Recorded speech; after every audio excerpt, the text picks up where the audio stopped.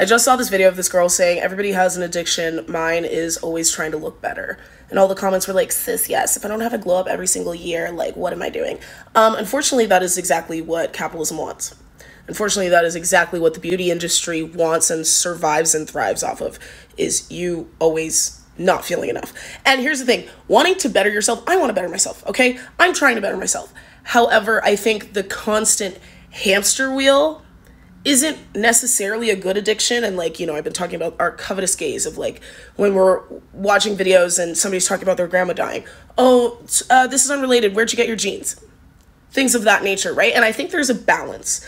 I think there's a balance, and I think like it's always good to want to better yourself, but putting that everything into how you look outside in, like, you can do that, but at a certain point you need to let yourself feel like enough, even if it's just for a time.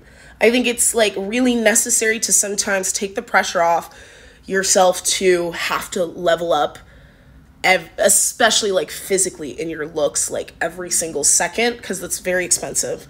And it is really what we were actually as women trained to want to do. And I think sometimes it's to distract us from like being vigilant for what's actually happening to us and going on in the world. Is like, I think a lot about like 1940s propaganda ads of like, did you know that you need to get this, whatever they're selling you, because your husband actually doesn't really like you right now, and they're making you insecure about things that you don't even think about. Like, remember when hip dips came up and everyone's like, oh my God, I didn't even know what hip dips were, and now I'm insecure about them. Like, that's like very much a society thing.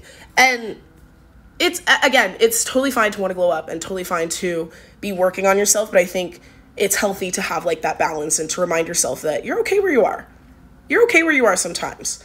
And you don't always have to value your physical current, like obviously for survival and for life under patriarchy, like sometimes you have to do these things and engage with them. But I think it's important to sometimes like tell yourself like, I am enough right now. I do look good enough right now. I can rest. I am okay. Like, you know what I mean? Because otherwise that obsession can just, I think, feed also insecurity. So yeah, it's balanced.